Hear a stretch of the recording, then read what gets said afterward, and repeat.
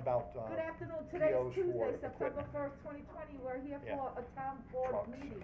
As always, we will begin with the Pledge of Allegiance. Jody, can you please take the lead? I pledge allegiance to the flag of the United States of America and to the republic for which it stands, one nation, under God, indivisible, with liberty and justice for all. Thank you. And as always, Frank, we have someone from our. Yes, faith so in meeting? keeping with our tradition of having a faith-based invocation, today we have with us Pastor Dave Cook from Calvary Baptist Church. Thank you, Pastor Cook. Thank you. Thank you, Frank. Can you hear me all right? Yes, Yes. we can hear you. Wonderful. Let's pray. Lord, I just thank you so much for this day. Lord, I thank you so much for just our town officials as they seek to do the business of this town, as they seek to do their work that to benefit all of us, Lord, as we just come together as this community to honor you and to serve this community well. Lord, we just pray that you would give wisdom in this meeting, that you would protect everyone from the ravages of this virus. Lord, we just pray that cool heads would prevail where there may be issues of dissension. Lord, we just pray that again, all would work together for the betterment of this community and for your glory, Lord. We just thank you so much and praise you for the privilege of being a part of this community of Riverhead. We just pray this in Jesus' name. Amen. Amen. Great, thank you. Thank you, Pastor. Thank you so much. Before we get started with the meeting agenda, we have two brief announcements. First, the last Dine on 25 event had to be postponed due to inclement weather and has been rescheduled for this coming Thursday, September 3rd. And as always, the event will be from 5:30 to 9:30, and we encourage residents to come and support your local restaurants. I will most certainly be there. And second, as you know, we are continuing our state of emergency due to COVID-19 pandemic, and all public participation in town meetings and public hearings will be accomplished via Zoom. Accordingly, the public can watch today's meeting or participate in all the information. You can find it by viewing, going on to channel 22. Okay, moving forward, I understand Diane Wellhome is our town clerk. She's out today, so her deputy town clerk Julie O'Neill is here to replace her. Can I have a first and a second to approve the board board minutes from the town meeting on August 18th? Motion. Second. So moved. The vote, Bayrat, Yes. Kent, Yes. Hubbard, Yes. Giglio, Yes. Aguiar. Yes. Okay, minutes are approved. Okay, Julie, do you have any communications or reports? Yes, reports, I have the tax receiver submitted her July 2020 utility collection report. $344,562.32 was collected. Should I go ahead with the correspondence we've received? Yes, just, Okay. We received a letter from Michelle Smith expressing questions and concerns on solar farms.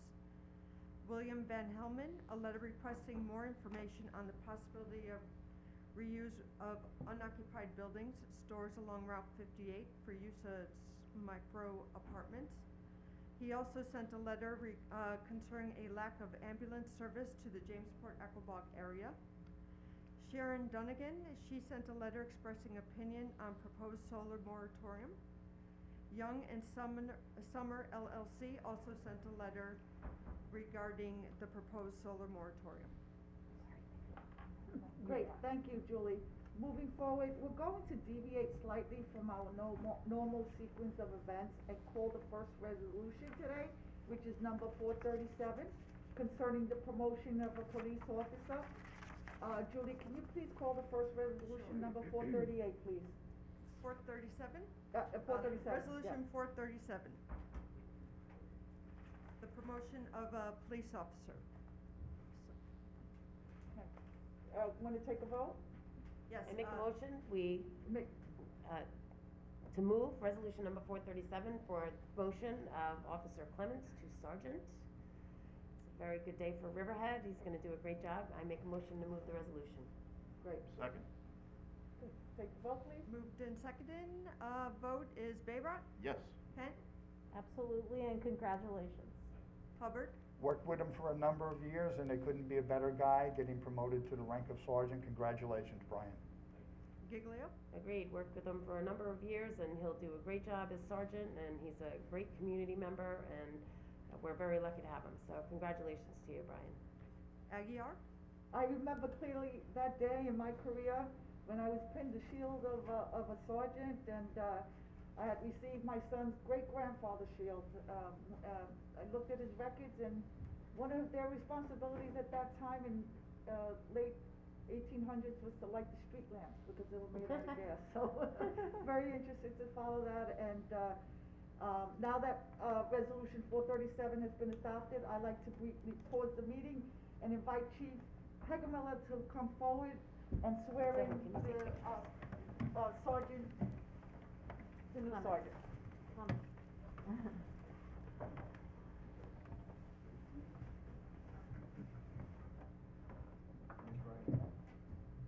You solemnly swear to uphold the Constitution of the United States, the Constitution of the State of New York, and to faithfully discharge the duties of the Riverhead Police Sergeant to the best of your ability, so help you God.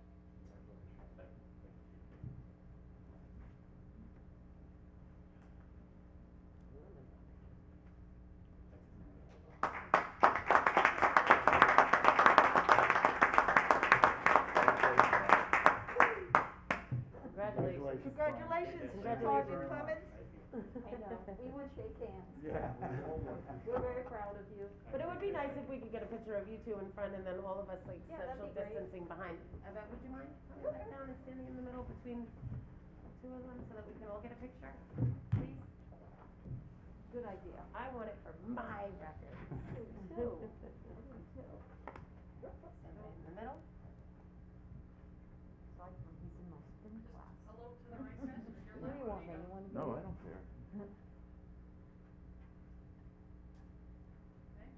And we're all smiling.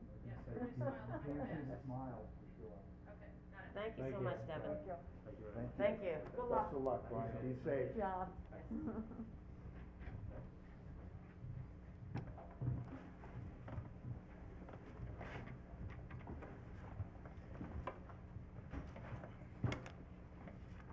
Really good choice.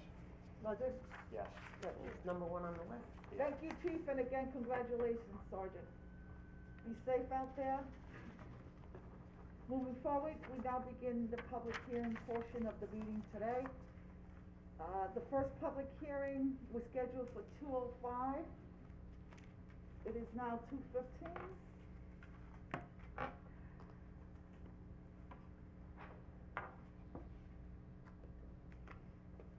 Hmm. This is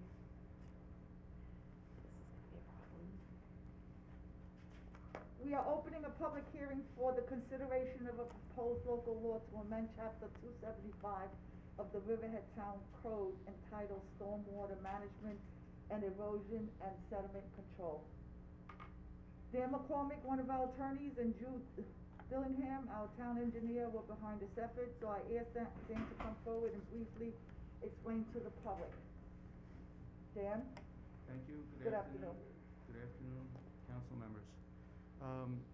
As we spoke about at the work session on June 11th, this is an application and a hearing to amend fees for services under Chapter 275, Section 12, specifically regarding stormwater pollution prevention plan review.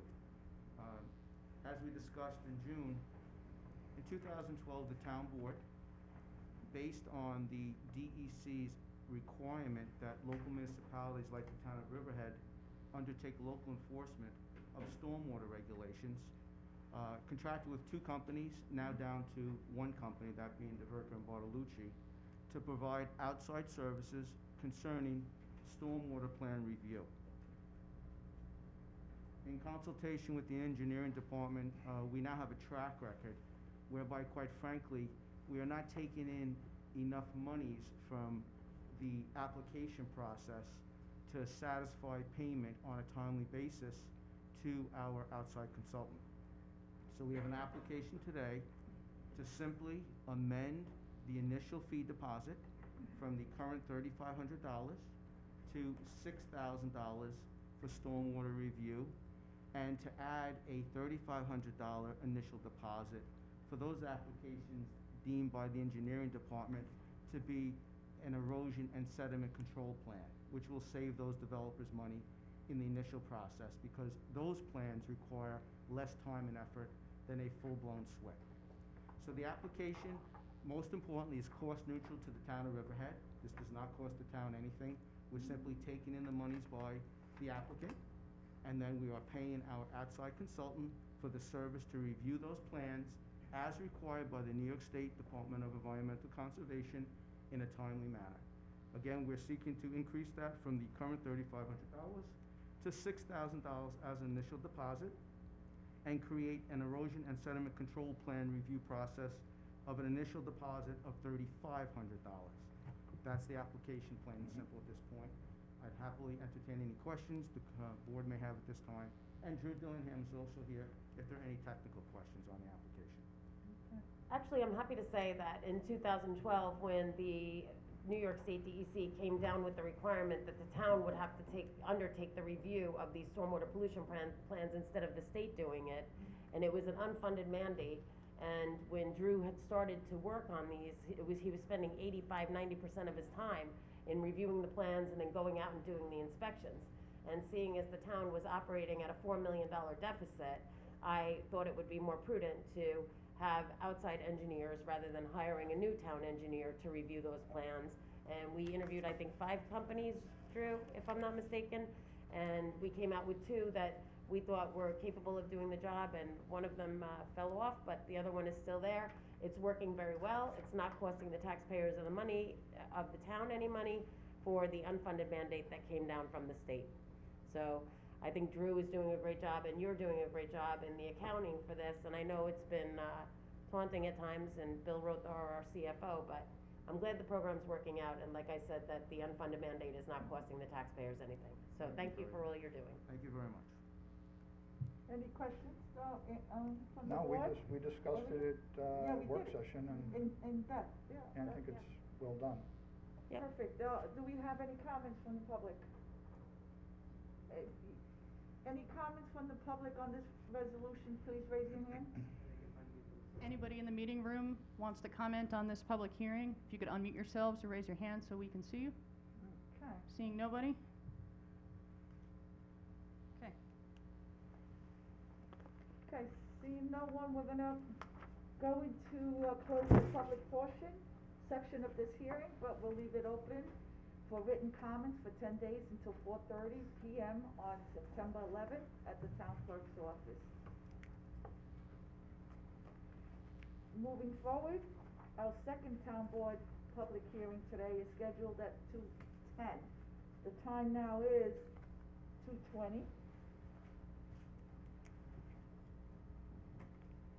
We will now open the public hearing on the consideration of a proposed local law to amend chapter 257 of the Riverhead Town Code entitled Peddling and Soliciting. Councilwoman Kent is the liaison to the Code Revision Committee and will briefly explain this topic to the public. And actually, this is something that came out of code revision. The town clerks asked us to, clean this up and make things more clear. I'm gonna bring Bob up and I'll let him talk about it. It's just kind of a clerical thing, really, right, Bob?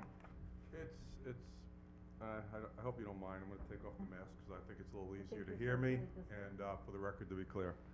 Robert Kozakevich, Town Attorney. The proposed amendment that's before the board is to change and remove what was old language in chapter 257, actually went back to before we recodified and renumbered the code. And it says 2 recent photographs of the applicant, size approximately 2.5 inches by 2.5 inches, with a complete set of fingerprints. And what we're looking to do is require passport-size photographs as far as the photograph aspect is concerned. Add some language about whether an applicant has been convicted of a felon, misdemeanor, or violation, and then insert language that we have presently in our taxicab ordinance, which essentially allows for an applicant to come in, go to an outside fingerprinting agency. Those fingerprints go to DCJS up in Albany. We get the report back and review them. Under the old mechanism, it really wasn't a problem because for the most part we were dealing with ice cream vendors in the county. Used to do all the work for us. Then the county stopped doing the program, so the fingerprint cards sat and they weren't being reviewed. So this will allow us to have a more streamlined and efficient manner for dealing with the peddling ordinance. I know that at the last meeting, and I know I'm going a little bit beyond the scope of the public notice, there was some discussion about opening it up to food trucks. That's not the purpose of today's meeting. I don't know how far you want to get into that. I will say that I've done a little bit of investigation, and of course, if it's something the board wants to undertake, we could look at that from code revision. So, without belaboring, I know that I spoke to Southampton. I didn't get a final answer back from them. Southold clearly does not allow food trucks. They have one exception. Otherwise, they allow them only as part of a special event within that town. They have in fact prosecuted food trucks, and I've been told that they've received convictions in justice court. But if that's something the board wants to look at, certainly I offer up the code revision committee to look at it, and we could then do a more thorough search of all the adjoining towns. Again, I know I'm going a little field, but I know New Haven, Connecticut, for example, when I've gone over there, they have some great food trucks. In fact, what I thought was kind of cool, they have some pizza trucks that are 1946, 1947 Chevy, International KB5s that they've made into pizza trucks. So it's really neat when you see those. But again, today's public hearing is pretty much just a ministerial issue, and we're allowing people to now get fingerprinted through an outside agency, which will then be brought to us, and by which we can make a more thorough and efficient determination of whether they should be licensed under the current chapter. Thank you. So Bob, a couple things. Well, some of it had to do with that we don't do the fingerprinting anymore, right? That changed. Well, I don't think we do fingerprinted cards anymore. What we Right. have is a computer system at the police department, so if someone is, and I don't know the name of it. They so scan them, I it's called apologize. live scan. It's Yeah. called, okay, Yeah. fingerprint cards went out quite a few number of Yes. years ago. Yeah, so We that's don't the use other them part. I anymore, mean, they're gone. this is referring to an antiquated method. Right, yes, That's that's correct. very, Yeah. that should have been corrected. What we do now is, as Councilman Harvey said, is we do live scan. And at one time, the police departments were all doing live scan. Most of them were not doing it, especially for licensing. They're going to a company called Identco. So you have to register with them, tell them that, open up the lines of have an understanding, and then individuals go there and they send you the report. Correct, and we actually have a company in the town of Riverhead that does that. Good. And we're adapting it more like the way the taxi cab's done, because I Correct. believe that they even had to hold up some applications, they were not able to move forward because this was kind of antiquated, They so. were kind of caught in the Right. hole that the old legislation created, that's correct. So I'm happy to move forward with this, and we'll discuss the food trucks another day, but I'm glad you brought it up. I think that we need to think now about having food trucks with COVID. There are more people, looking to eat outside. Food trucks do very well in other cities. When I was in Austin, it was such a cool thing. And a lot of, there was a concern early on that some of the food trucks might take away from other businesses, but a lot of the local restaurants actually would like to have food trucks themselves, so it might not necessarily, it might be a way for local restaurants to actually adapt to this new crisis. So I would be in favor of discussing it at Code Revision Committee, and I'd like to hear what some of the other people on the board have to say. Thank you. We're still in the public hearing, right? Yes. Yeah. Okay. Yes, and we should stay focused on the public hearing. So, moving forward, council, anybody else, councilmen, women? No. Nothing to add to it? Okay, any members of the public would like to add to this, public hearing? Anybody in the meeting room want to make a comment on this public I think we hearing? had one hand You being gotta raised hold on the them for top the 5 hand. minutes. Right. Okay, Remember, Ed Graham, 5 state minutes. your name and hamlet for the record, please, and keep your comments limited to 5 minutes. Unmute yourself? Is he, Ed, are you talking to Ed? Yes. Ed, she's talking to you. You have to unmute yourself. Ed, we can't hear you. Can you No, unmute he's yourself? muted. Okay, he's There he unmuted is. now. Yes, we have you now, Ed. Go ahead. Can you? All right. Yeah, no, I just wanted to, Ed, we need make your name, sure your that full you name, guys and are- your hamlet, please, for the record. Oh, sorry. It's Ed Graham, and it's, MannervilleMagazine.com. And, I just wanted to, see if you could look into, like, the Brookhaven, 360 code, and see how they worded it for their, permitting of, food trucks, in their 257.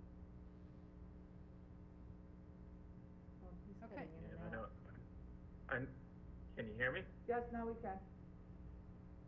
Yeah, okay, I just wanted to, have you, look at the Brookhaven, 360 code and, see how they worded it for, transient mobile, It's not this public hearing. vending or, and then that way you could, get an idea as to what to do, for Riverhead. That has nothing to do with the Yeah, public okay, I hearing. think they can take Yeah. that under Yeah, it advisement doesn't- in the future. It doesn't have anything to do with the fingerprinting, but I figure if you're working on it, that's something as a guideline you could look at. Okay, yeah, then we're gonna try to keep the public hearing just to the topic itself. All right. Okay, so anyone else from the public? Okay, I think that's it. that's it?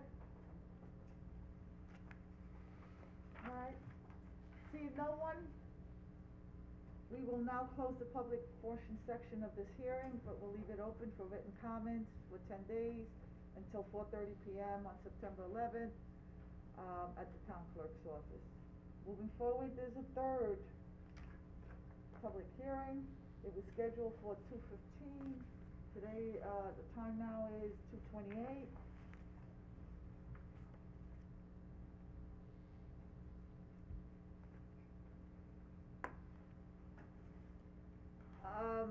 We'll open up the, public hearing for the consideration of a proposed local law to adopt chapter 302 of the Town Code of Riverhead, entitled Moratorium of the Development of Commercial Solar Energy Systems within the Town of Riverhead. I asked Bob, Kosakevich, our town attorney, to come forward and explain to the public the parameters of this, proposed moratorium. Bob? Thank you. Okay, again, Robert Koskevich, Town Attorney. The subject of this local law hearing or public hearing is to consider a enactment of a moratorium, and the moratorium would be a 12-month moratorium if it proceeds ahead as proposed.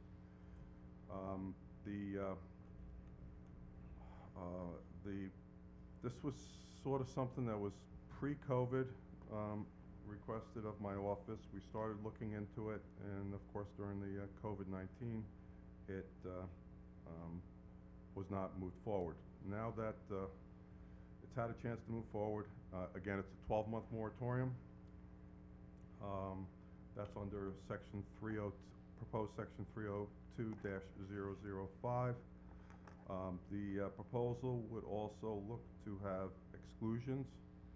The exclusions are set forth in 302-006. There are 3 of them.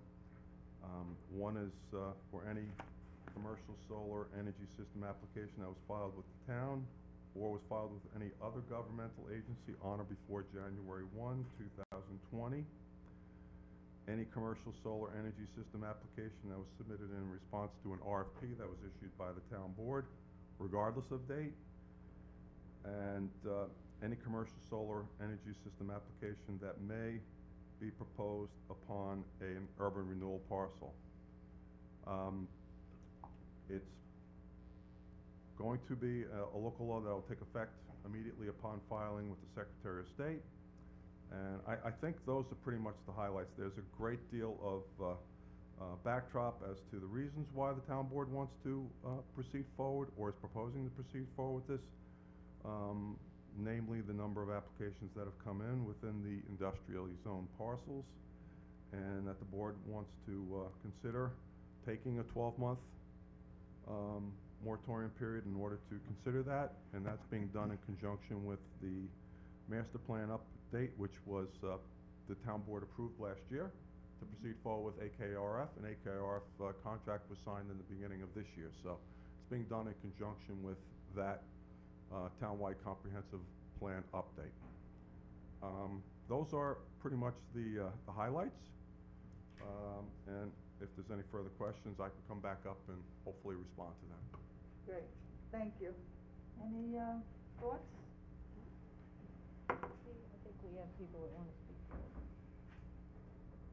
Okay, let's see, do we have anyone who wants to comment on this, public hearing? Please raise your hand. Anybody in the meeting room who wishes to comment? Yes, I see, I believe 2 hands. Couple of hands there. Oh, Three, 4, four. okay. Okay, we'll start with, Ms. Hoyle, if you could state your name and hamlet for the record, and please limit your comments to 5 minutes. I'm sorry, whose name did you call? Yours. Oh, okay. I have a question on the Name and hamlet for the moratorium. record, please. My name is Ellen Hoyle, I'm from Riverhead. And my question is currently the solar farms that are in existence is S-Power, is my understanding? Which is on the 160-acre lot. I'm sorry, what was the question? S-Power Solar Farms, where do they stand in their process for application? They don't have Or an has it already been application approved? You're talking about S-Power Yes, too? you can. Yes. Ellen, we can barely hear you. Okay, hold on, I'll turn up my mic. Cause I couldn't hear the last person either. Okay, is that better? Yes. Yes. Okay. I said I'm trying to ascertain where we stand with S-Power Solar before we vote on this moratorium. We'll have a planner, describe that, answer that out. Jeff? She's asking where is, what's the status of S-Power too? S-Power 2 is currently before the State Siting Board. They received a notice of incomplete application approximately a week ago. So right now, the application's in limbo until such time that the applicant provides the state with the required information. And if this moratorium is approved, how would that affect that application? It doesn't. No. It I'm doesn't. gonna have Bob Kozakevich, the Based town on attorney, the answer date. that question. Cause it's at the No. state level. Also, it's at a state level, and we'll have our attorney, Bob Kosakevich, describe in further detail.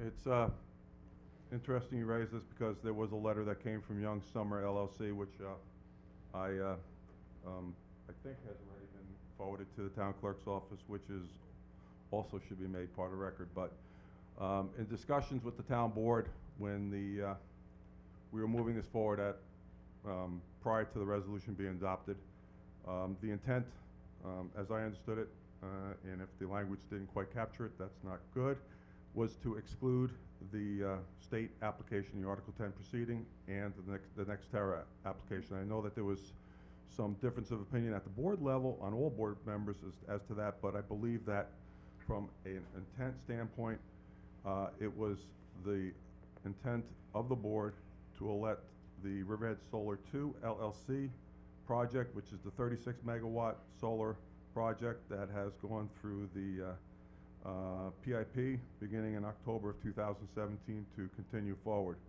And the same would be true with NextEra. So I hope that answers your question. Yes, okay, so then the former property owner, it's my understanding, of that was Delia Sod Farm?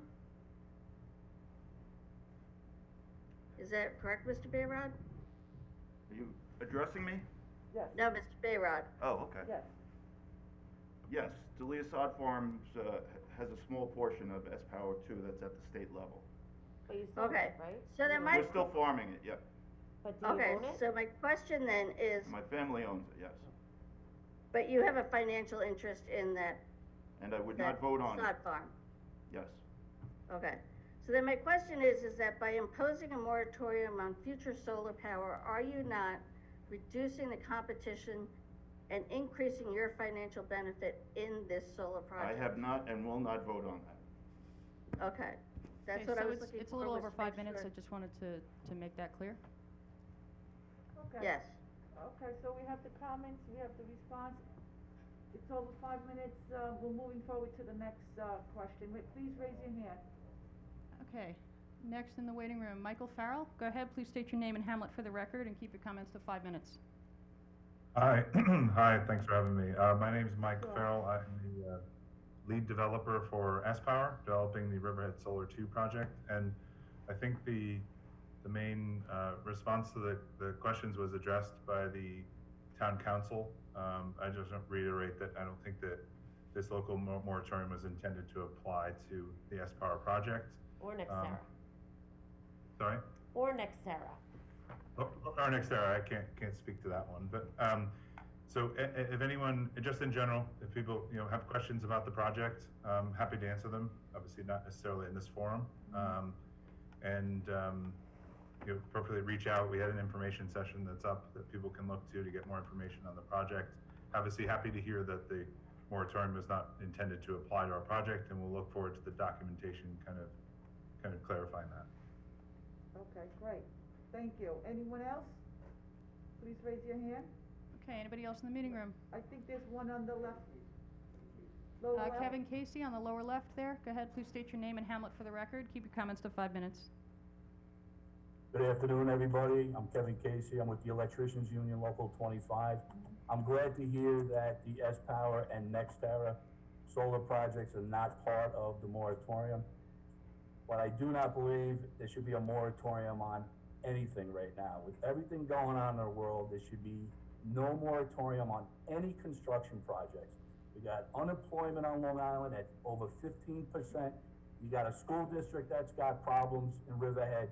And, this isn't the time for a moratorium on any type of construction. So I ask that you put this moratorium off until times we get, a little more settled here on Long Island. That's all. That's the only thing I gotta add. I just ask that you push this off. Thank you. Okay. Thank you. Anyone else? Anybody else in the meeting room? Looks like Mr. Graham. Mr. Mr. Graham, you want to Graham? make a comment? Please name and hamlet again, please, for the record.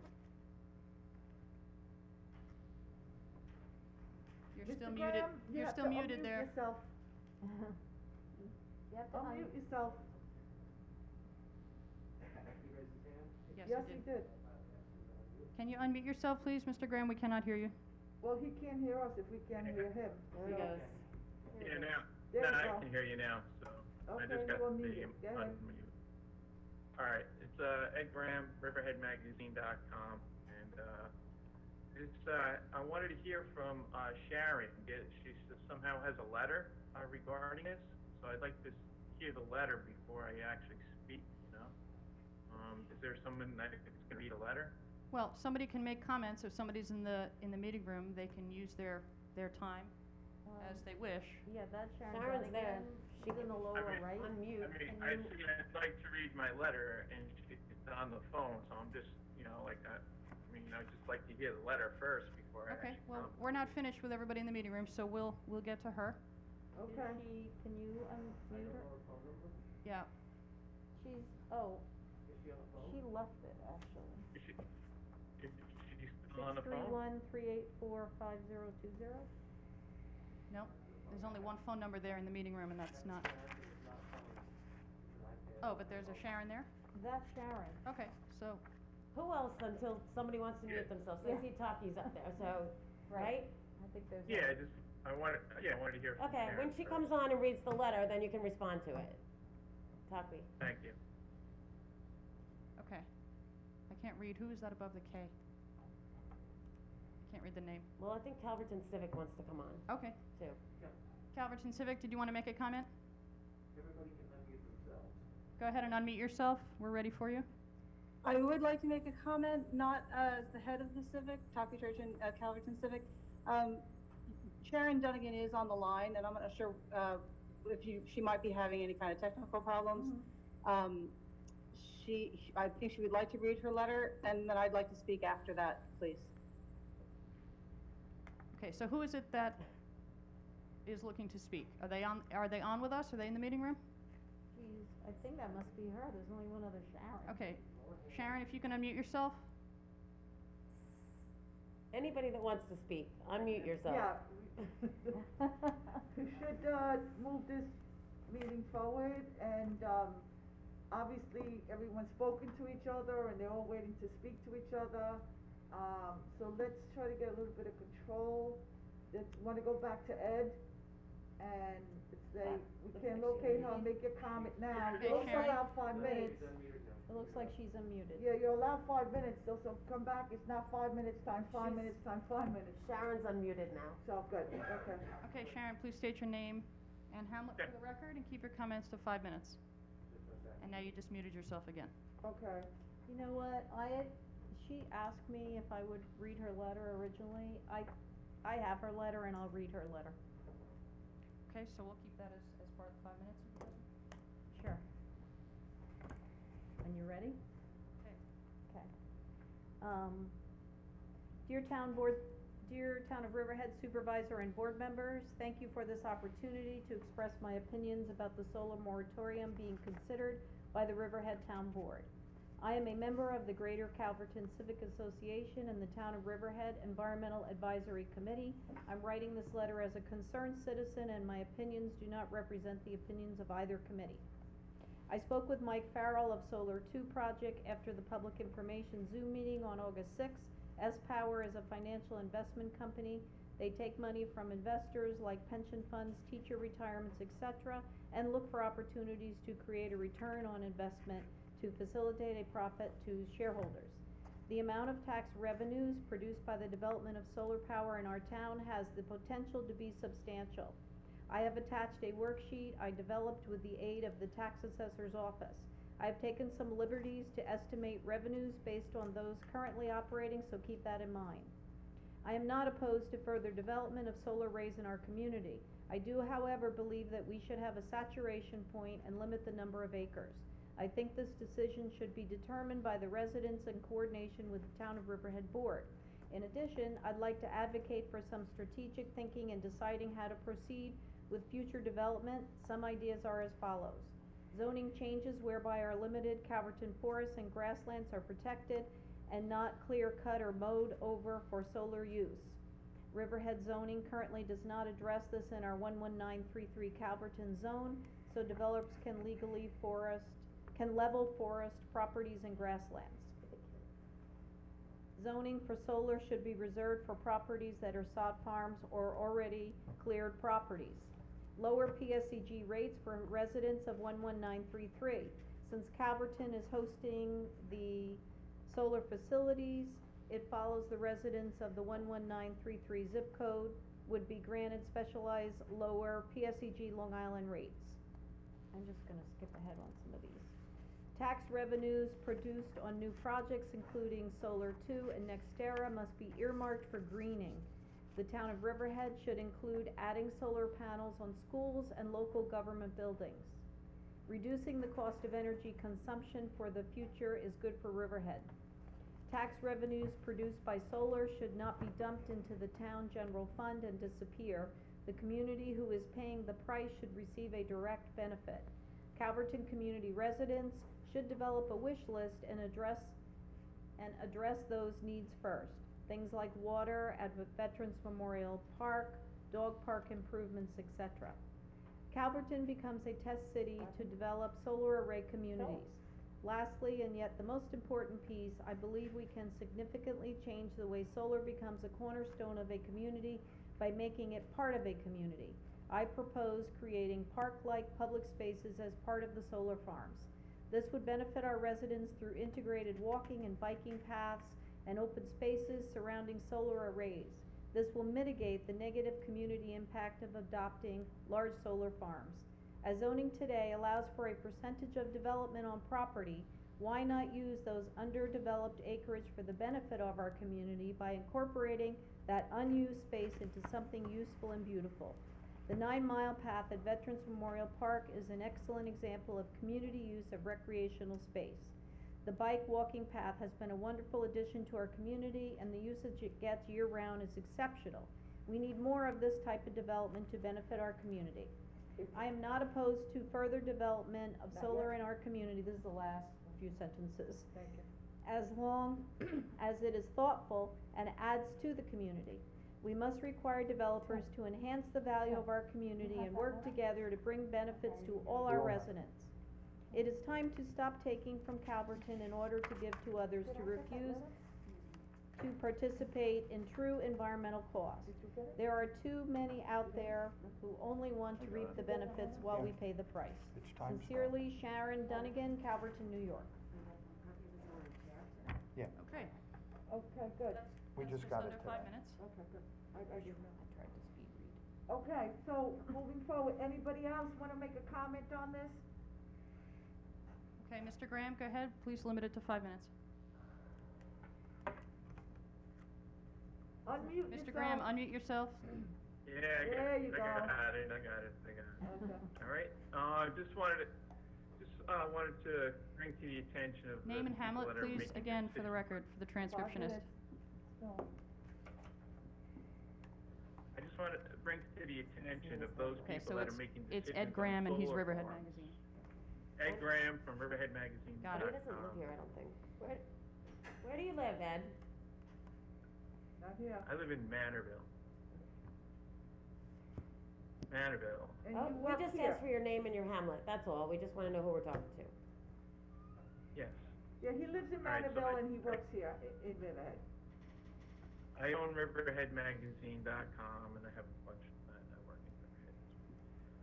What I'm saying I just want to bring to the attention to the board, whoever's making these decisions on the solar farms, that there's been a few issues that have arisen over the last 6 months or so. And if you pay attention to what's going on, you'll understand that solar farms are not good for the environment. And if you read an article written just by Wired this past week, you'll see the amount of toxic waste that these panels put off over a course of time, where there is no way of getting rid of it right now. And these are so-called experts, even though that there's no such thing as an expert on the other side of the issue, because the certifying boards that actually certify whether you're an expert or not are only on one side of the issue. You cannot be an expert on the other side of the issue. Just so you guys know that. So the only experts you're going to speak to are people that are in favor of solar farms. Just to clear that up. California is experiencing crazy rolling blackouts right now. And that was because what they did was they got rid of the fossil fuels that were the backup to the solar panels.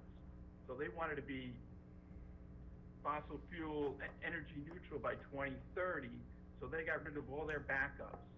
And now they got 3 weeks now where people don't have any freezers, refrigerators. California's a summer state. Imagine that in New York, where you have rolling blackouts in New York for a week or two with no heat in the middle of winter.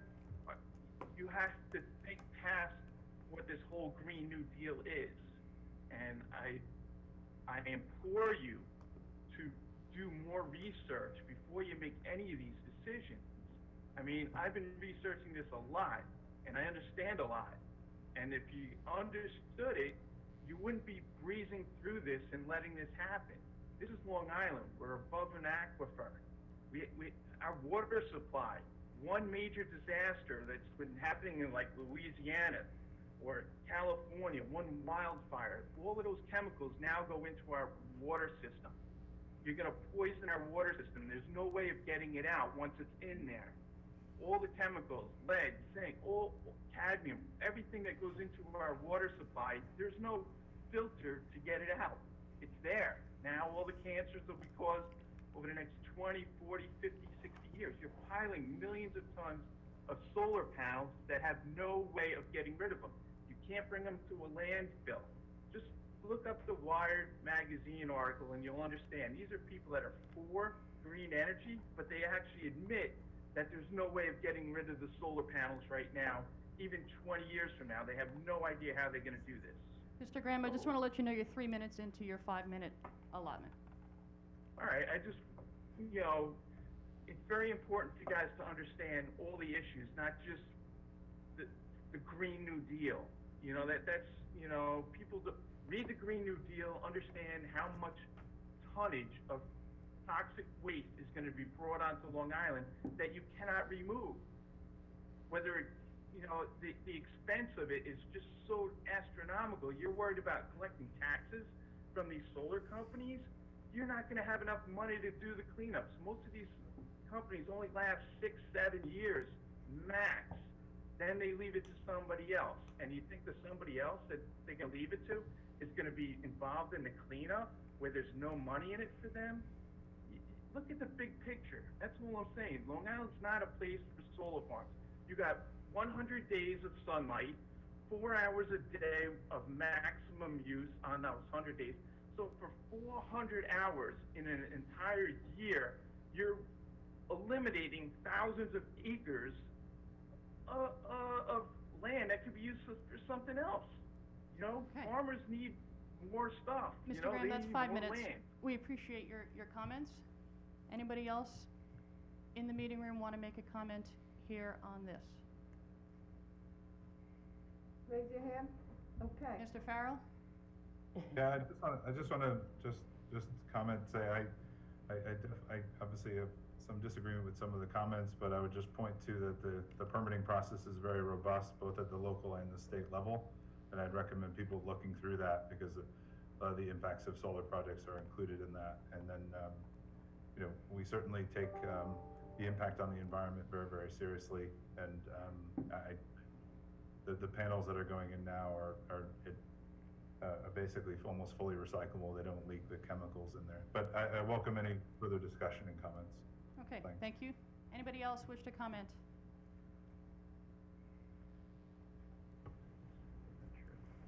Calverton Civic, go ahead. I saw a few more hands up there. My name is Takwe Turchin. I'm with Calverton Civic, Hamlet of Calverton. Thank you for having this meeting today and for having it by Zoom so that we can participate, even though it's 2 o'clock in the afternoon and it is difficult for those of us who work to attend. I don't believe I'll take up my whole 5 minutes. And again, maybe I will. Just a moment, please. I'm working at the same time, so pardon me. Today I'm not speaking as the leader of the Civic, although I have spoken to some of our members. We did not present this to the Civic, and we don't have a collective voice at this time on this particular topic, but I can speak to the folks who have spoken to me and their concerns. Sharon is one of them, and taking off from her letter, I would highlight what I've heard from other folks in agreement with what she's written.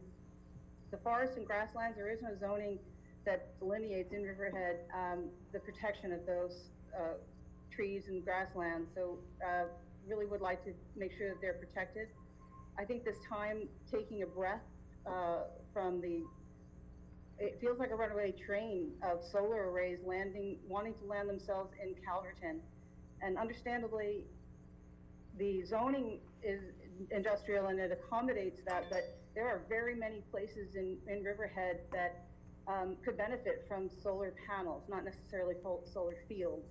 So whatever animal it takes on, solar needs to fit with wherever that they land. So be that in a solar array or be it on tops of buildings.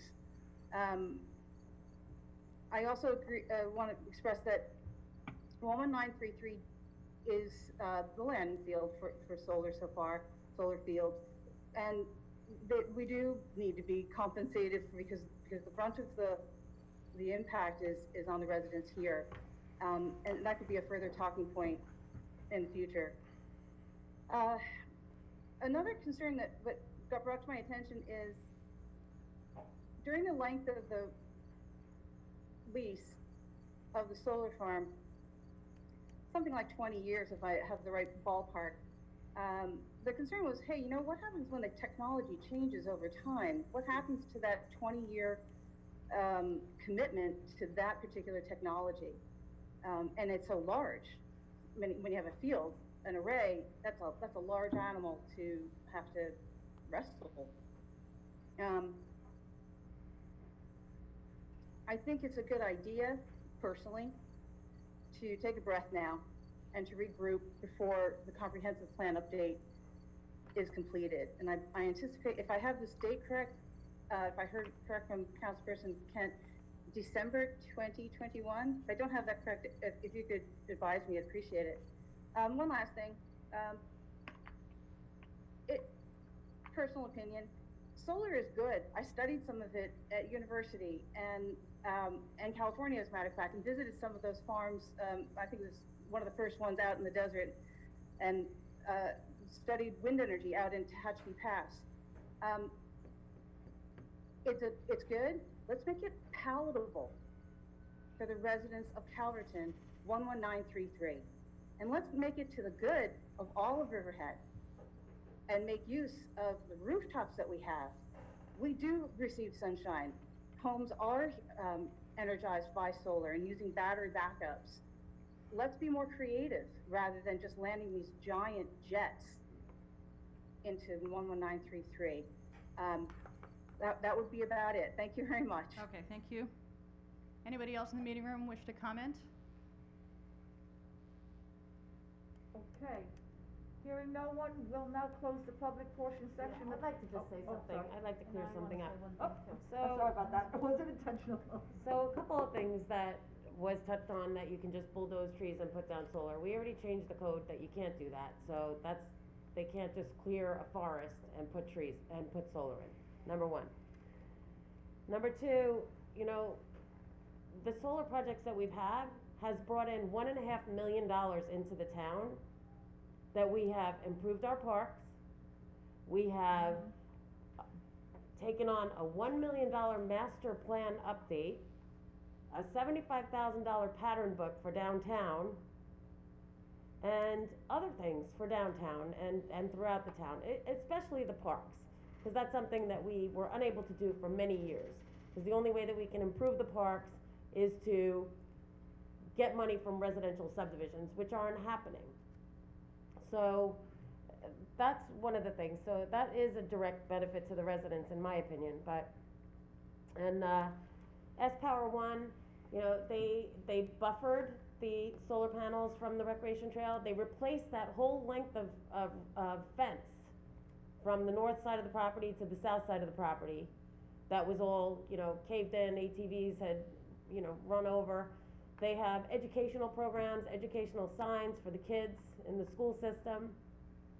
So I think that I agree with you that solar does have its benefits, and the benefits have helped our community and our town very much so, with the $1.5 million contribution. And, you know, NextEra is gonna be doing the same thing, and that'll be another shot in the arm for our parks and for our recreation programs in the new solar farms that are going in, that they're going to be paying into the community benefit zone also. That NextEra project, so you Councilman? know. Councilman Hubbard? You're Did you wanna speak? knocking down You need him buildings. You're knocking Okay. down Yeah, things. you need him to, thank you. We needed to speak first and have the public, now it's going back and forth, Yeah. right? So, let's just have the council, they had the opportunity, they could also write in later, if they had any other concerns. And so let's let the council, I agree, we as a town have received benefit, but at what cost? You know, $1.5 million, 20, 30 years from now, when these plants are, when these solar farms are being decommissioned, was that $1.5 million really worth it if we're really poisoning the planet? I'm not sure that it is, and I don't support solar. I think we've done more than our share in our town, and somebody else wants it, and the majority of this power seems to be going to the south side for their grid. Let them put them up over there. And, you know, not that I agree that that's right either, because if I'm maintaining that, I'm worried what it's gonna do to the earth. Any more solar farms are gonna do something 20 or 30 years from now. Yes, they have decommissioning plans, but what is the outcome gonna be for my grandkids, my great-grandkids? That's what I'm concerned about. Okay. Eva, anything? Nothing from me, thank you. I just wanted to say that I did like Sharon Denigan's letter. I always like a balanced approach. I thought she really took a balanced approach. And I wholeheartedly agree, you know, with projects of these size, there should be a benefit to us. I always feel there should be a benefit to our residents. So I liked all those points that were brought up. And, because I was trying to stay under the 5 minutes, the only point I didn't make that was in her letter, but Tim actually brought it up too, is that, you know, we all know that the energy bubble exists on the South Fork, and that their demands during normal and peak times are higher than the demands here. but ironically, Southampton doesn't zone for solar farms. So, you know, it's just a matter of taking a hard look at everything and ensuring that there are benefits. We just wanna make sure that we get benefits of this, that's all. Okay, and, as, Bob Kazakevich mentioned earlier, we started this at my request in February. Finally, we're getting to it, and, it's just stand back, let's look at this cohesively, collectively, and, have the master plan also look at it from a different approach, and, all right, we're not gonna close the public portion section of this hearing, but we'll leave it open for written comment for 10 days until 4:30 p.m. on September 11th at the town clerk's office. Moving forward to our final town board public hearing, which was scheduled for 2:20.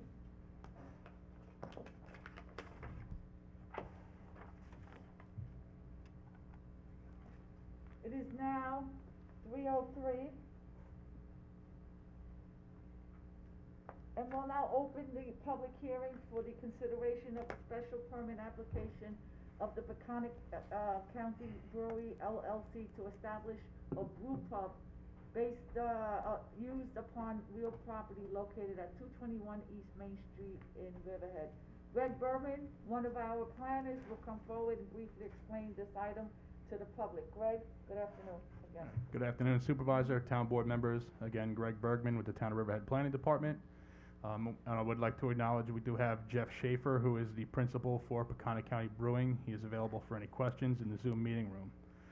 As the supervisor stated, the town board is in receipt of a special permit application submitted by Peconic County Brewing LLC to establish a brew pub use, which will manufacture beer and prepare and serve food within an approved indoor tenant space, as well as a 1,988 square foot outdoor terrace in an approved space at the Riverview Lofts apartment complex, which is currently under construction at 221 East Main Street.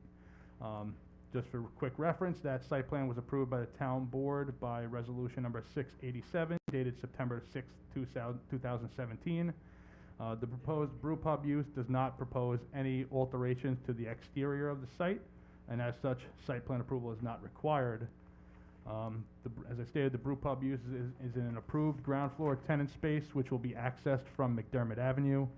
There will be a stairwell to get it up to the floor of the brew pub, and it will also be a handicap accessible elevator from McDermott Avenue. It is an unlisted action pursuant to SECRA, and the town board did adopt a negative declaration, as the proposed brew pub use will not have a negative environmental impact. Just going through a couple of the finer points, all of the garbage from the proposed brew pub use will be maintained within the approved garbage enclosure area located within the ground floor garage area.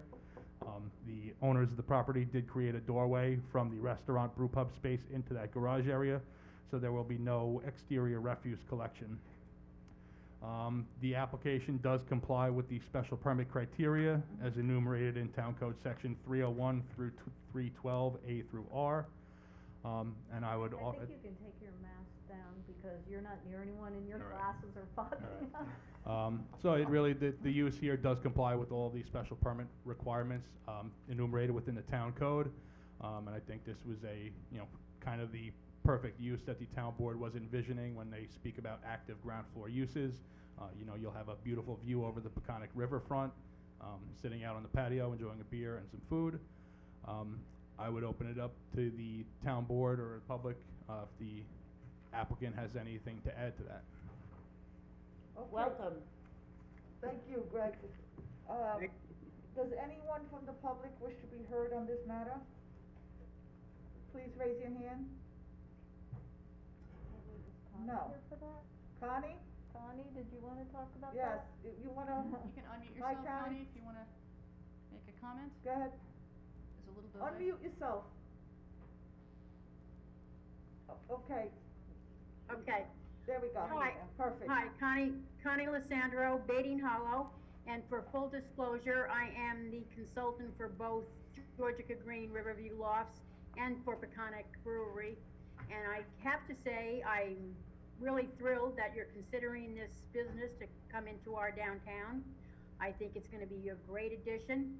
I think it's gonna bring an awful lot of foot traffic and people that are gonna be spending disposable income. And they have a beautiful view of the river. I don't know if any of you've seen from the third, fourth, and floors of the apartment complex, but the view is absolutely spectacular. And it will be the same from the deck of the brewery. And I certainly hope that you will consider this and approve this brewery, because Riverview Lofts is very excited to welcome them to Riverhead. Thank you. Thank you. Anyone else? Raise your hand.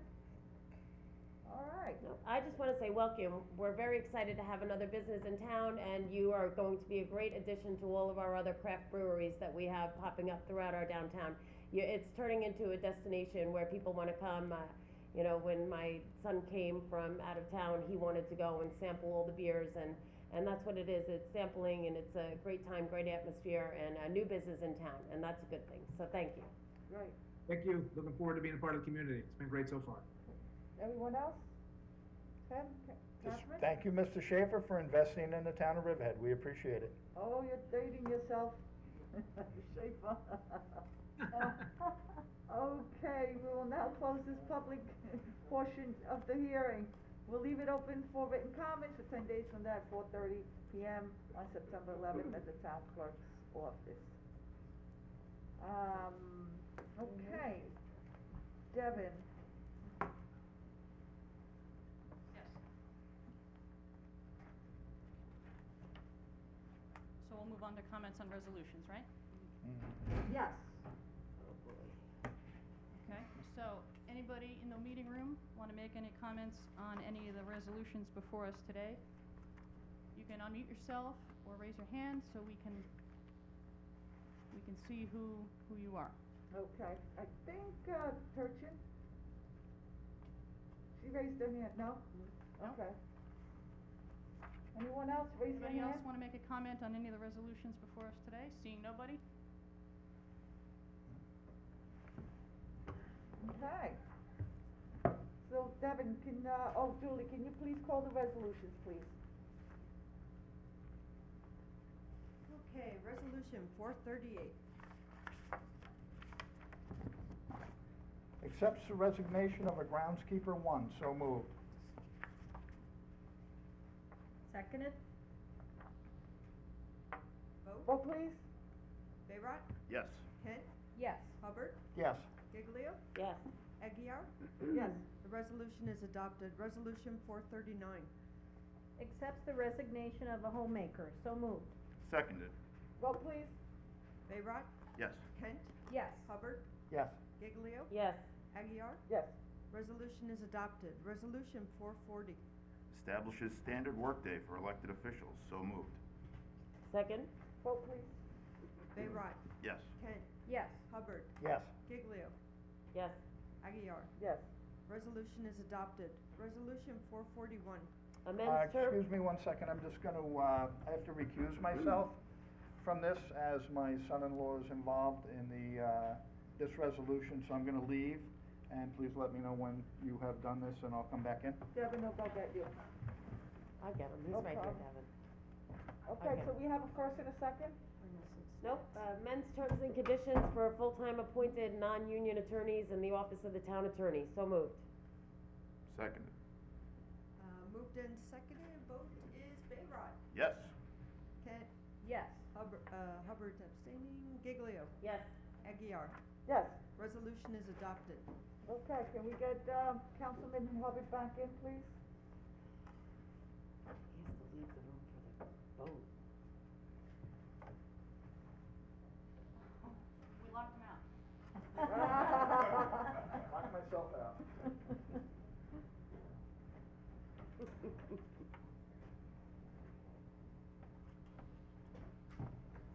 442? Resolution 442.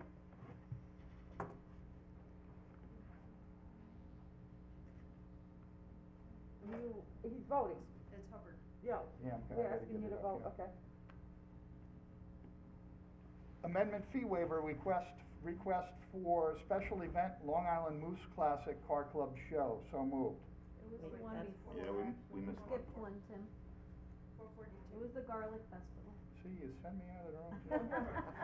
Sorry about that. Approve special event chapter 255 application for Garden of Eve, Long Island Garlic Festival. So moved. Seconded? Vote please. Bayrott. Yes, I'd just like to say quickly, they've been doing this for 17 years. They always do a great job. If anybody has been there, you know how well done it is.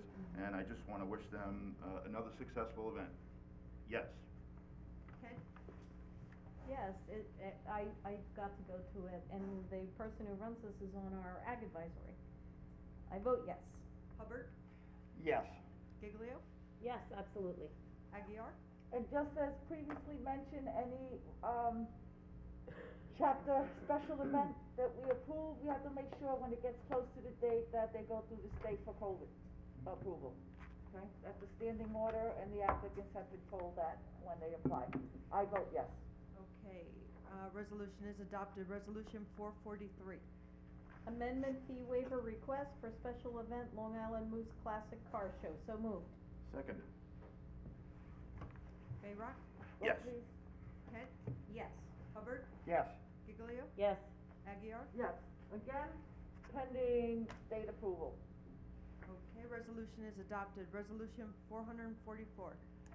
444, refund request of special event application fee for American Cancer Society Breast Cancer Walk. So moved. Second. Vote please. Bayrott? Yes. Kent? Yes. Hubbard? Yes. Giglio? Yes. Aguirre? Yes. Resolution is adopted. Resolution 445. Refund request of special event application fee for Riverhead Country Fair. So moved. Seconded. Vote please. Bayrott? Yes. Kent? Yes. Hubbard? Yes. Giglio? Yes. Aguirre? Yes. Resolution is adopted. Resolution 446. Approves fireworks permit application for Bating Hollow Club, Sunday, September 6, 2020. So moved. Seconded? Vote please. Bayrott? Yes. Kent? I'll be up there. They're amazing fireworks. I vote yes. Hubbard? Yes. Giglio? Yes. Aguirre? Yes. Resolution is adopted. Resolution 447. Northville Commerce Park Project number 82053, budget adoption. So moved. Seconded. Vote please. Bayrott? Yes. Kent? Yes. Hubbard? Yes. Giglio? Yes. Aguirre? Yes. Resolution is adopted. Resolution 448. Vistas at Bating Hollow, Water Service Capital Project number 30139, budget adjustment. So moved. Second. Vote please. Bayrott? Yes. Kent? Yes. Hubbard? Yes. Giglio? Yes. Aguirre? Yes. Resolution is adopted. Resolution 449. Vistas at Bating Hollow Water Service Installation Capital Project number 30139, budget adjustment number 2. So moved. Seconded. Vote please. Bayrott? Yes. Kent? Yes. Hubbard? Yes. Giglio? Yes. Aguirre? Yes. Resolution is adopted. Resolution 450. Installation of water mains and appurtenances, Water Capital Project number 30137, closure. So moved. Seconded? Vote please. Bayrott? Yes. Kent? Yes. Hubbard? Yes. Giglio? Yes. Aguirre? Vote please. Resolution is adopted. Resolution 451. Sewer District R&M Buildings budget adjustment. So moved. Seconded. Vote please. Bayrott? Yes. Kent? Yes. Hubbard? Yes. Giglio? Yes. Aguirre? Yes. Resolution is adopted. Resolution 452. Sewer District Systems, repairs, budget adjustment. So moved. Seconded. Vote please. Bayrott? Yes. Kent? Yes. Hubbard? Yes. Giglio? Yes. Aguirre? Yes. Resolution is adopted. Resolution 453. That's me. Okay, come on. Scavenger waste map and plan for Class A biosolids budget adjustment. So moved. Seconded. Vote please. Bayrott? Yes. Kent? Yes. Hubbard? Yes. Giglio? Yes. Aguirre? Yes. Resolution is adopted. Resolution 454. Authorizes the supervisor to execute an agreement authorizing the town to accept funds from Suffolk County Office for the Aging for the purpose of supplementing the town's nutrition program for the elderly. So moved. Seconded? Vote please. Bayrock, Yes, of course. Kent, Yes. Hubbard, Yes. Giglio, Yes. Aguirre. Yes. Resolution is adopted. Resolution 455. Authorizes the supervisor to execute professional service agreements with H2M. So moved. Seconded. Vote please. Bayrock, Yes. Kent, Yes. Hubbard, Yes. Giglio, Yes. Aguirre. Yes. Resolution is adopted. Resolution 456. Approves New York State Department of Environmental Conservation access. So moved. Second. Vote please. Bayrock, Yes. Kent, Yes. Hubbard, Yes. Giglio, Yes. Aguirre. Yes. Resolution is adopted. Resolution 457. I'll read it. Resolution to acknowledge and express appreciation to all full-time members of the Riverhead Police Department, Superior Officers Association, and Public Safety Dispatchers serving during COVID-19. So moved. Seconded. Vote please. Bayrock, Absolutely yes. Kent, And I'm glad to honor these, groups that stepped up during, COVID-19. I vote yes. Hubbard, Yes, thank you to our law enforcement along with everybody else during the COVID pandemic.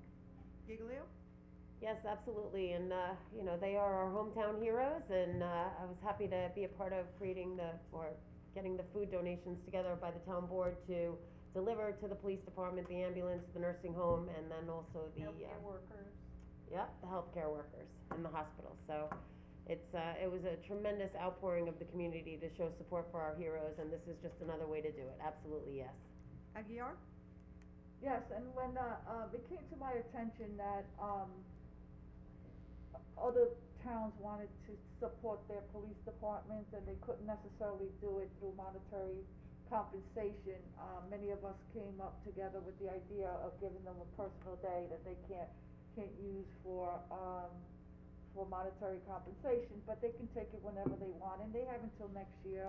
And I know how hard you work, I know how you are running up and down, sometimes 3-4 times a day, you know, carrying somebody to the hospital, and, thank you, you stayed strong, and, this is definitely a little token of what we can do for town for you. okay, Be that safe. resolution is adopted. Yes. Resolution 458. Authorizes the supervisor to issue a letter to the Suffolk County Department of Health Services allowing the use of Pine Barrens credits that originated from property located in Riverhead, Joseph Cole. So moved. Seconded? Vote please. Bayrock?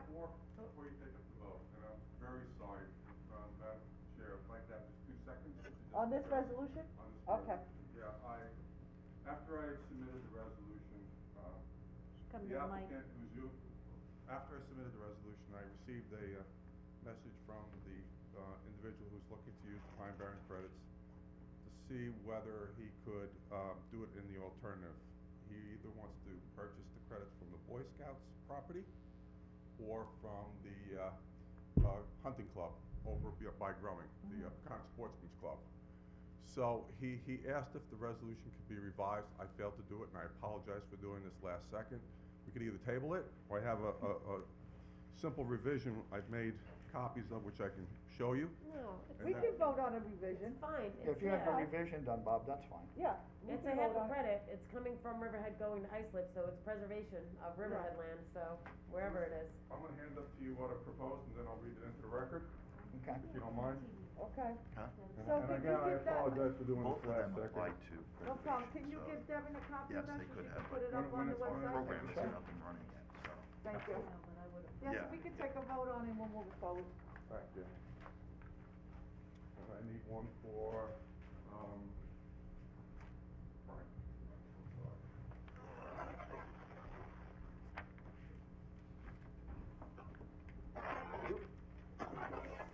So do you want me to explain, or you just want to, Amend it. Yep.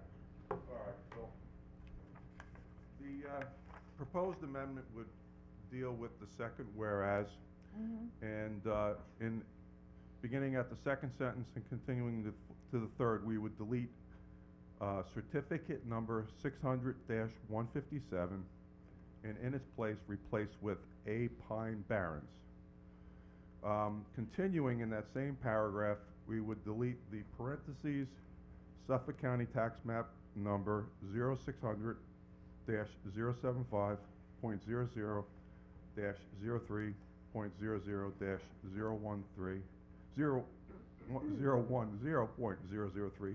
and the parentheses, so that would allow him the option to use both properties. Okay. Bob, could he have done TDRs instead of Pine Barrens? He's in Islip. Oh, So what he's right. looking to do is he's looking to, develop property in Islip. He's taking a one-lot subdivision and creating 2 lots. He has exhausted all of his other remedies, and it's been suggested by the Suffolk County Board of Health and Suffolk County Department of Health Services that he utilize this method. Can we get a little more clarification from our planner? I think there might be a little bit of, It's just a certificate he's buying from the Pine Barrens Act He's from buying either a .5 credits from either the Boy Scouts. Right, but they Okay. have Well- certificates. They have certificates. Each one of Yeah. them have about 7 credits Okay. left Yeah. presently. Yeah, so when the Pine Barrens Act was created, the Suffolk County Pine Barrens Commission came in and bought up all this land in the port. Then they issued certificates to the property owners that the property owners could sell. Correct. The original act envisioned this. It's in the enabling Right. legislation. And then the Pine Barrens Clearinghouse, which has been developed, tracks these through certificates. Yep. okay, I think Jeff wants to add to this, and this is where, Just Okay. to answer the question about TDRs, you're comparing apples to oranges. This is for the purpose of transferring sanitary flow. A development right does not constitute a sanitary flow. That constitutes an expansion of development, a physical envelope, Right. not a sanitary credit. They do not consider, for example, transferring a TDR off of farmland. They will not consider that for transferring sanitary flow because they consider that to be farmland to be development. Right. Because they're applying nitrogen to the soil so that you can't use TDRs, unfortunately. okay, Thank you for clarifying that. Yes. Thank you. okay. We agree on the amendment? Yes. Okay, moving forward. Do we? All right, Bayrock, Yes, Okay, as amended, yes. Okay. Kent, Yes, as amended. Hubbard, Yes. Giglio, yes. Aguirre. As amended, yes. Okay, that resolution is adopted. Resolution 459, Publish and post notice to bidders for 2020 or newer chassis, 10-foot 304 stainless steel dump body, custom low mount hitch, 10-foot stainless steel spreader, 10-foot snowplow, and central hydraulics. So moved. Seconded, Vote please. Bayrock, yes. Kent, The things I learn about in this job. I vote yes. Hubbard, The snow's coming, yes. Giglio, Yes. Right after the hurricanes. Aguirre. Yes. Resolution is adopted. Resolution 460, Authorize the supervisor to execute change order number 1, construction of booster station at plant number 15, contract G, general construction, Riverhead Water District. So moved. Vote please. Second. Yep, vote please. Bayrock, Yes. Kent, Yes. Hubbard, Yes. Giglio, Yes. Aguirre. Yes. Resolution is adopted. Resolution 461, The publication and posting of a notice to amend the FY 2019 CDBG budget. So moved. Seconded. Vote please. Bayrock, Yes. Kent, Yes. Hubbard, Yes. Giglio, Yes. Aguirre. Yes. Resolution is adopted. Resolution 462, Adopts a local law to amend chapter 105 entitled Boards, Commissions, and Councils of the Code of the Town of Riverhead. So moved. Seconded. Vote please. Bayrock, Yes. Kent, First I wanna say this is for the Recreation Advisory. We are looking to go from 7 members to 9 members. We have 1 member that's coming on, we're bringing Justin Winter on, but we have another spot that we would like to fill. If anyone is interested, I think it's a nice committee to work on. You should send a letter and a resume to the town clerk, and we'll look over all of those and select someone. In particular, we are looking to perhaps have someone from Bating Hollow or Calverton, because we try to have the members represent all the different hamlets in Riverhead. And I also wanna say that it was really nice yesterday, the board was all there, and we were able to have a ribbon cutting for 2 new playgrounds that came into the town, which is always exciting. And I wanna thank the board, and I wanna thank the rec advisory, and I also wanna thank Ray Coyne and Anne Marie Prudente for working on that. I vote yes. Hubbard? Yes. Giglio? The more the merrier, yes. Aguirre? Yes. The resolution is adopted. Resolution 463. Pays the bills. Second, Vote please. Bayrock? yes to pay the bills. Kent? Let's pay our bills. I vote yes. Hubbard? Yes. Giglio? Yes. Aguirre? Yes. Resolution is adopted. Okay, thank you, Julie. This concludes our resolutions for today. At this point, we will open, the meeting up for public comments on any other matter. Please raise your hand if you like to speak. Okay, anybody in the meeting room wishing to make a comment? Ellen Hoyle, go ahead. Please keep your comments to 5 minutes, and of course, state your name and hamlet for the transcriptionist. Hi, Ellen Hoyle, Riverhead, New York. I wanted to direct my comments to the board as a whole. It has to do with the idea of transparency in the government. Most of you ran on tickets of transparency and how that was going to be improved. What I've seen in recent meetings has nothing to do with that, either in the work sessions or at public meetings. Board members have been kept from talking, have been yelled at in public, and the board that allows this continue is not being part of a transparent government. It's even been stated that things are not up for public discussion, which I find flies in the face of any idea of transparency. Secondly, my other comment goes directly towards the town supervisor, Ms. Aguirre. I was going over your 10-point bullets for when you ran for town supervisor. The first item on your list that was that you were going to form a task force to deal with the illegal immigration. The task force was going to be made up of the police department, code enforcement, building inspectors, and traffic control officers. And I would like to ask you where you stand as of creating that task force, as it is yet to be done as far as I know. Okay, I'm gonna answer your first question first. As far as transparency, we have tried to be as transparent as we That can. was not a Hold on, question, ma'am. Let me finish, it's not a That was- back. We that was listened not a to you. question. There we go. Okay, there we go, back and forth. We let you speak. Yeah, it wasn't a You asked the question. 2 questions, let me answer the 2 questions. I didn't ask 2 questions. I made a statement, and now I'm asking a question. Responding to your statement. You were responding to your statement. Okay. Okay, however, there are times that if somebody, certain times within our job that we need to discuss something and discuss ideas, come up with a conclusion, and bring it forward. If it's too early to bring something forward, just a small concept, we're not sure where it's going, that can go behind the scenes and discuss it cohesively, collectively with the board. As far as you saying that my number one, point, indicator of running for office and what I wanted to do, you claimed that I was going after, immigrants and I was gonna, enforce immigration. Please note, you better check again, I've never said immigration, we were starting a task force to work cohesively Ma'am, with the school. that wasn't my comment. Let me finish your statement. It was relating to the safety, the health, and the welfare of illegal homes. People who are making $5,000, $6,000, $7,000, crowding individuals, adults and kids, and putting everyone in danger. So I wanna make it very clear right now, Ms. Hoyle, that task force had nothing to do with immigration. It had to do with code, the safety, the welfare, and the health of individuals and landlords who are out there making money making, bedrooms out of closets, and creating conditions that are unhealthy. We don't wanna have a fire in one of these homes. We wanna make sure, as best as we can, that we can, move our town and enforce the codes. And you've done a great job.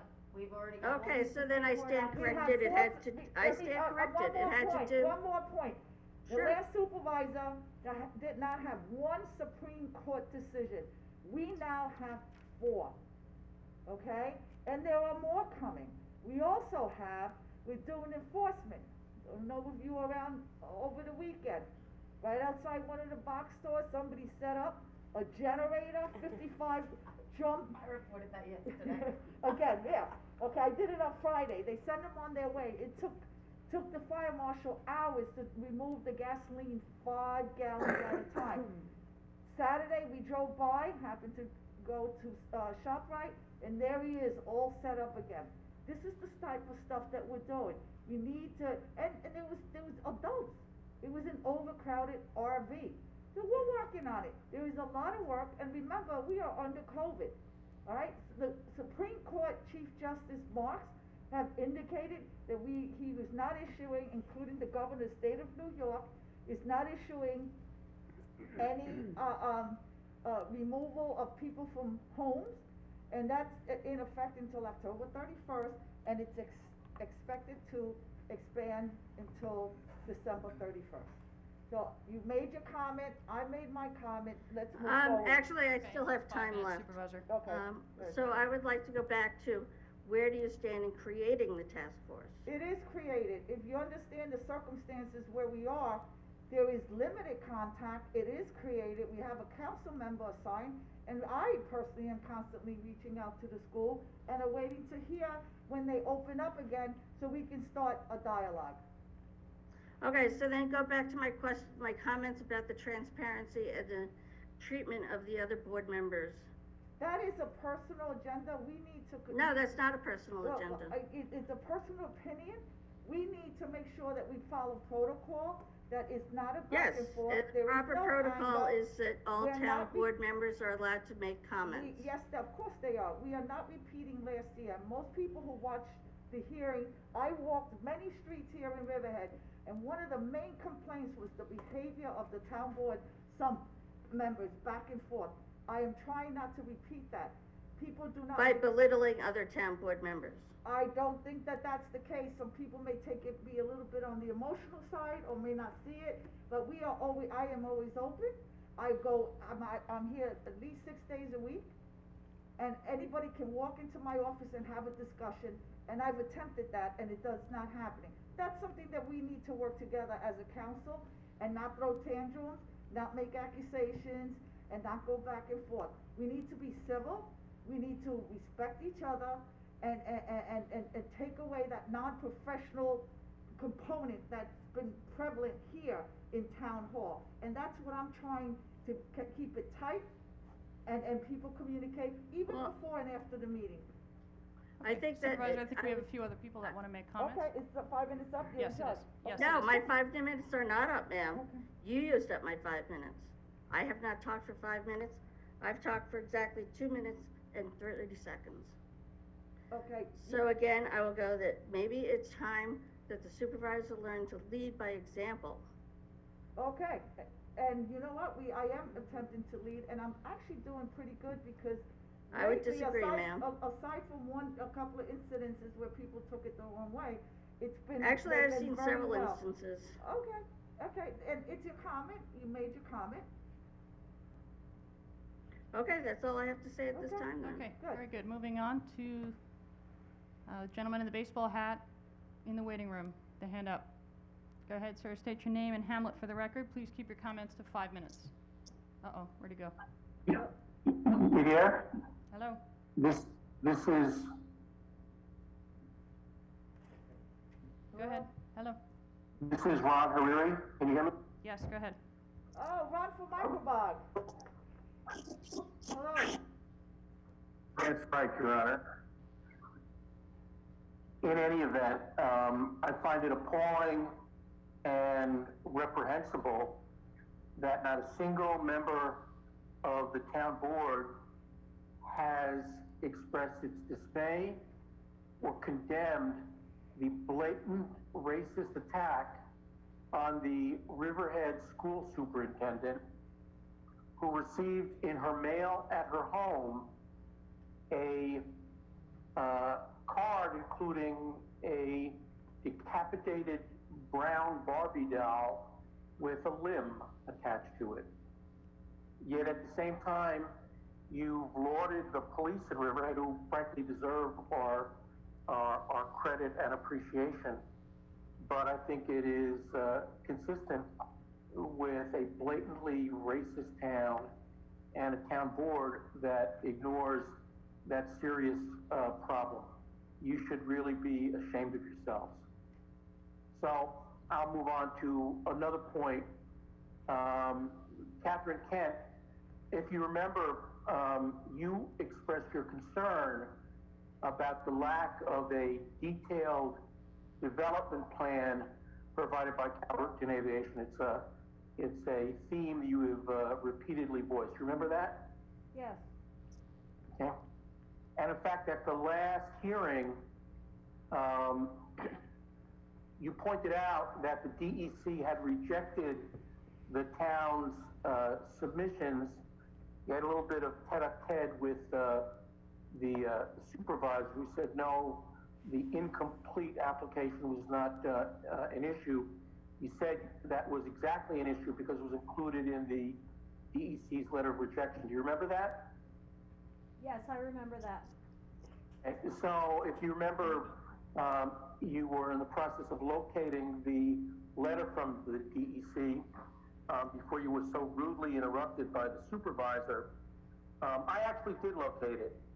It's entitled Notice of Incomplete Application.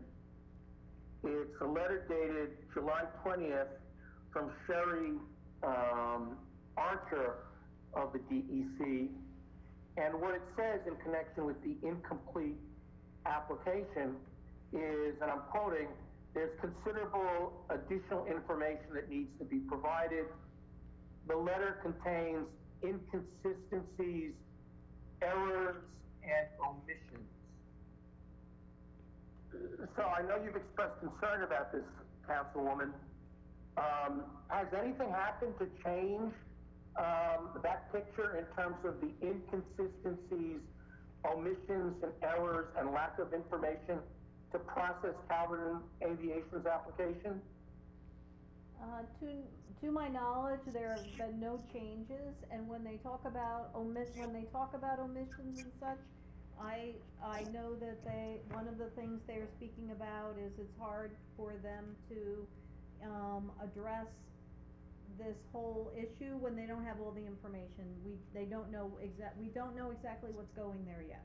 So that's my concern, and that's actually something that I've been bringing up since the Q&E. And I can tell you that industrial subdivisions that happen consistently throughout Suffolk County, they don't know when they're subdividing the land what is gonna go on those properties, and the DEC and anybody else that's involved approves the subdivision maps without having that information. Just saying, but we know that what the town code is, we know what is permitted there, we know what we found them qualified and eligible on at the hearing, and that's what they have to build. So what are they qualified and eligible to do, Councilwoman Giglio?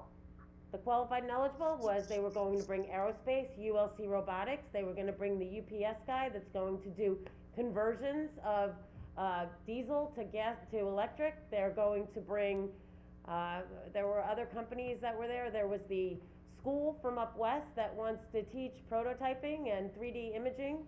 There was, I mean, it's been a while now, unfortunately, but we need to subdivide the land, whether they are the people at the end or not, we need to subdivide the land. We don't know if they're going to be the end users at the subdivision. We have to subdivide the land, we will have an 8-lot subdivision at the end of the day, whether they are there or not. Thank you for your admission that you have no idea what will be there. I appreciate that. I'm sure Supervisor, that's it'll 4 be minutes. something raised in the future. I'm not finished. Now, I also asked the supervisor what the cost in connection with this subdivision have been. And you remember, Madam Supervisor, you actually didn't know. You said that it was $100,000, Do you know actually what the cost to date have been as we speak today? Yes, early last year, I was told it was $100,000, and just recently, last week, after an accounting, a thorough accounting was done, I believe it's, somewhere around $330,000. And I just want to bring up one other point, that letter that you referred to, that you had to locate, every board member here can attest that I sent it to them. Okay, every board member, so that is false, misleading information, I sent it to every board member. the Madam letter. Supervisor, So, let me just clarify. Let's just make that point clear. We don't wanna catch you in making a false statement. The only point we wanna make is that it's really appropriate for the town, with respect to its most precious asset, to know what will be built there. And it's especially appropriate, and you acknowledged it today on WRIB, that given all of the reports of what amount to serious financial trouble for Calvert Aviation's principal, the 555 group, that you have adequate assurances of their ability to do what was projected to be a potential benefit to the town. And I respectfully would submit that you have none of that, and you're doing the town a grave disservice by not getting that information. And even more so, the $300,000 doesn't include the town staff, the town attorney, the town's planners, and it doesn't include the probably millions of dollars that were spent prior to the time when Calvert Aviation got on board. Again, I'm not here to trick you. I'm not here to make you look foolish. I'm simply suggesting that you owe the town and its taxpayers an obligation to use your due diligence and make sure your ducks are in a row. And I would say that it's clear there are enough issues that warrant you putting this on pause until you get that information. Thank you. Okay, I wanted to address something else he said. okay. Ron, I wanted to address the first thing that you brought up. Let me just say that what happened, I mean, that was certainly reprehensible. It was very upsetting. I'm hopeful that an investigation through investigation, they'll find out who did such a thing to the former school superintendent. But also, I want you to know that I actually reached out to the assistant chair to the anti-bias task force to have a discussion about possibly gathering a meeting and moving forward with something. I was going to speak to Councilman Bayrott because he is the liaison, wanted to coordinate with him. But just in the big picture of things, it is very concerning, and I discussed this once last year, that we do see a lot of hateful comments. I regularly will look over the comments on articles, and there are often very hateful comments, and it's something that we need to think about in Riverhead. It's really concerning, and everybody's Well, got Catherine, fortunately, the police commissioner is sitting behind you. And perhaps with all of those wonderful police officers who will now be getting double comp time, perhaps you can enlist their support to conduct an investigation of this racist attack on an esteemed member of our community. There's an ongoing investigation. Okay, so that's it for, So we're well outside the 5 minutes. I'm looking to get, I want resolution on that event, but in the big picture of things, I think all of us in our town really need to think, people need to think and pause before they write some of these hateful comments, and we need to look deeper into the whole topic. correct. So thank you for bringing it up.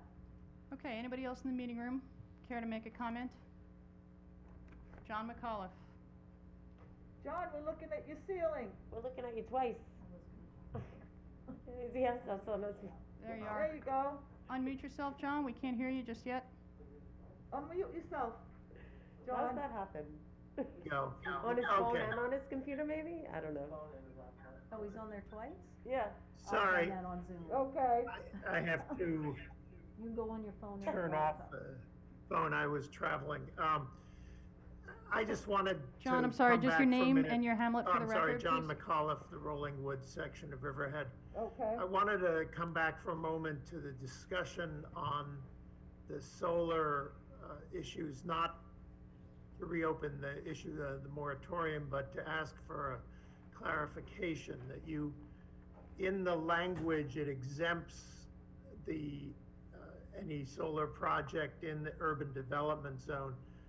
Am I correct in assuming that is to leave space for solar projects in EPCAL?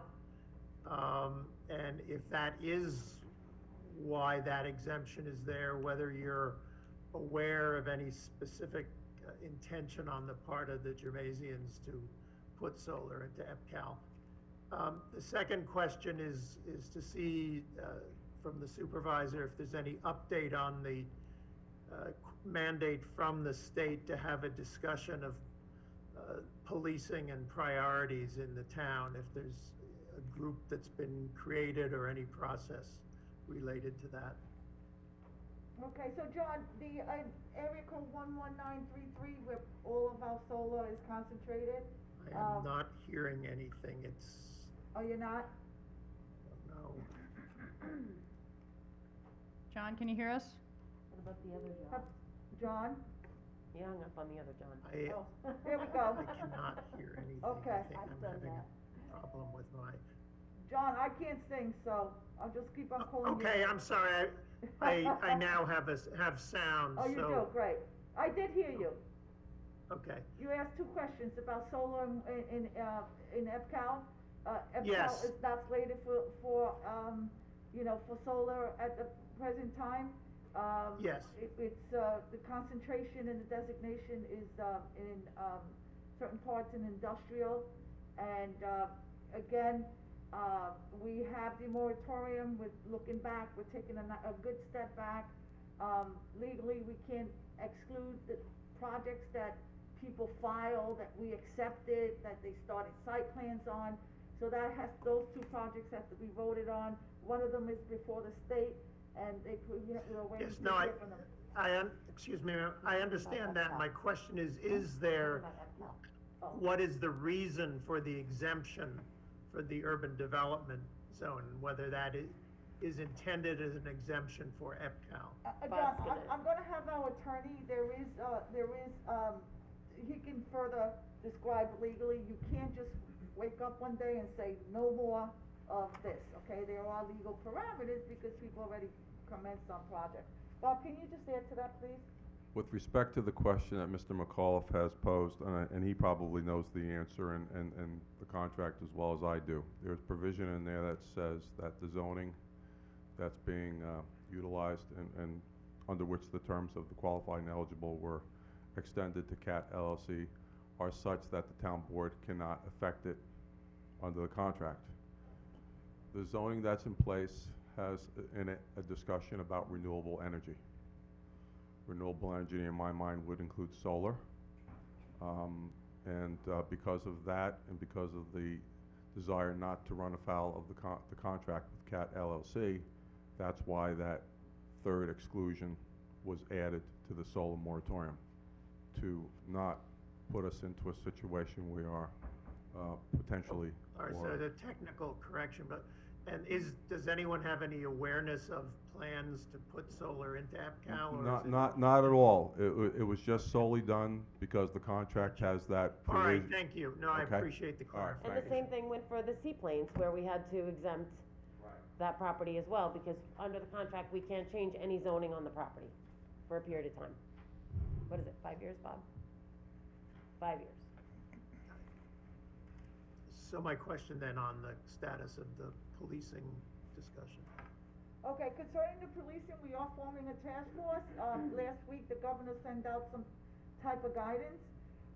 We do have a committee, a civil service diversity committee, that Jody Giglio is heading.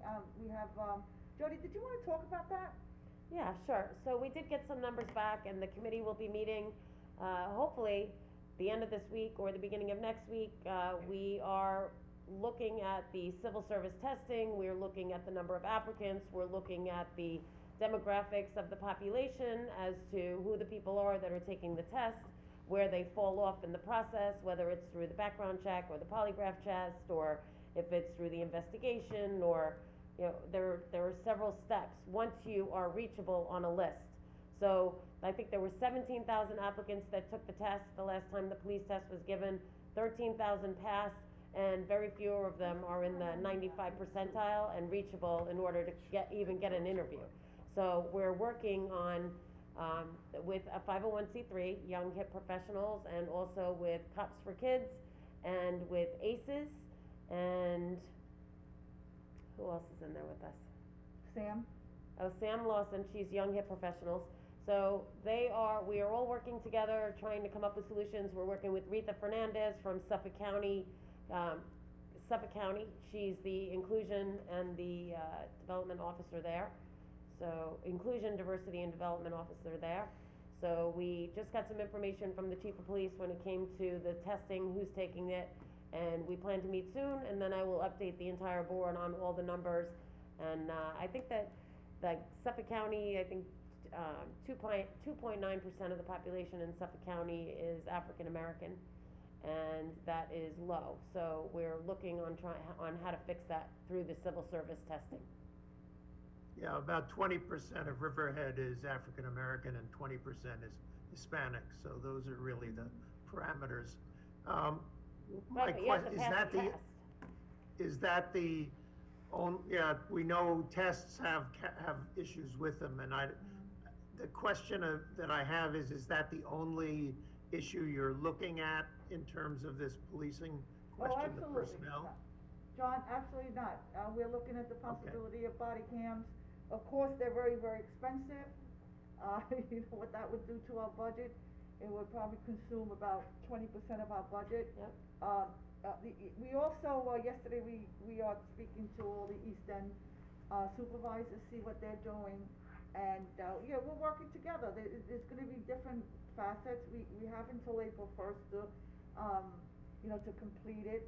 We have involved members of the community, the council, the churches, the church. We have, business individuals, and we're still open if anybody wishes to join us. Obviously send a letter to the town clerk, and, we're gonna have a resolution, and we'll have the full task force named. Okay, great, thank you. Okay. Okay, And I anybody just- else? Yeah, anybody else? Okay, I just wanted to add 2 more points. Earlier today, someone stated that the police department was getting double-time COVID. That does not exist. Again, another, point that was brought forward. It never False existed. information. And misinformation, and it will not exist. And concerning the acts of, any type of racism here in Riverhead, the recent, article, indicated 2 letters that was written by the same person, possibly the 3rd letter was written by the same person, and these acts are despicable. We will not tolerate it, and yesterday I personally had hand-delivered a letter to the FBI, and I asked for the FBI to conduct an investigation. We need to bring this type of author responsible and out front, and, we received word this morning, they did receive it, it was hand-delivered yesterday afternoon, and, our words were, find out who did this, so stay tuned. John, I just wanna add, and to Jody's points, I welcome the idea of more diversity in our workforce. I love the idea of, you know, I think we do need to take a hard look at the tests and why this isn't working, and I also think we need more outreach. And I think you mentioned churches, but that can be done through the churches and through community people. But our workforce, you know, the police force, the town workforce, our workforce should reflect our town. And I like all of those ideas. Good stuff. Let's Okay, keep it- anybody let's else in the keep it meeting going. room wish to make a comment? Thank you, John, you're always a gentleman. You have points to Well, I make? know it's a difficult job, with the Zoom situation. But you're always a We're- gentleman, and you get out what you wanna say, and, you don't make inflammatory, provide misinformation, and that is appreciated here. That's what town meetings should be all about, back and forth, without making accusations. On that end, I think that we are done. Board members, anybody wanna make any further comments? Nope, nobody else in Everybody the fine? Can I waiting have a room Motion wants to to. adjourn. Can I have a first and a second to adjourn, please? You always try me. Motion? Second, okay. already on mute. All in favor, all opposed? Aye. Aye. So moved. Be well and be safe, everyone. Thank you.